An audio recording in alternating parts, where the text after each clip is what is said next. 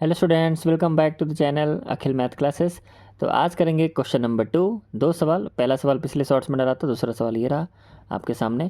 Question में given है a⁴x b c है और c⁴z हमारा a है। हमें ये प्रूफ करना है कि x y z 1 होगा। कैसे होगा देखो, हमें पहले पता है कि a⁴x जो है वो b है, यही हमारा गिवन है। तो ये तीन चीज़ गिवन है, बट मैंने सिर्फ एक ही गिवन इस ये वाला उठाया मैंने। ओके, इसको मैं यहाँ पर ब्रैकेट में लिख दूँगा गिवन, ये गिवन था हमारा।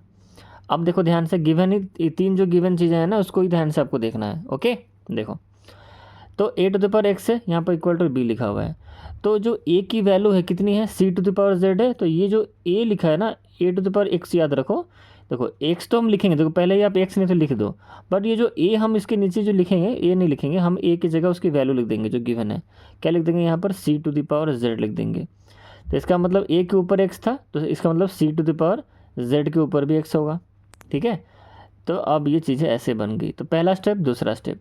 अब यहाँ पर जो c लिखा हुआ है, c के ऊपर पावर z, फिर उसके ऊपर पावर x है।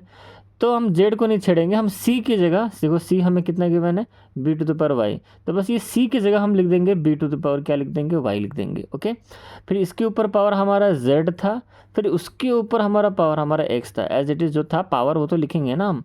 ओके, तो देखो, तो अब देखो ये तीनों पावर में आ गया, y z x। इसको मैं चाहूँ तो ऐसे भी लिख सकता हूँ, b⁴x y z, इसको मैं सजा के लिख दिया, इक्वल टू b, जो साइड में हमारा RHS में b जो चलता आ रहा था। इसके ऊपर पावर कुछ नहीं, मतलब 1 है। तो दोनों के देखो बेस इक्वल हो चुके हैं, तो मैं लिख सकता हूँ x y z equal to 1। तो कैसा लगा आपको ये क्वेश्चन? आई होप आपको मज़ा आया होगा। इस तरह का वीडियो चाहिए तो वीडियो को लाइक करो और चैनल को सब्सक्राइब कर लो अगर नए हो तो। और इस वीडियो के कमेंट सेक्शन में आपको क्लास 9 का फुल कोर्स का लिंक मिल जाएगा। आप उस पर क्लिक करो और सीधे कोर्स पे जाओ, वहाँ पर डिटेल में पढ़ना क्लास 9 का chapter number 1, that is number system. Okay.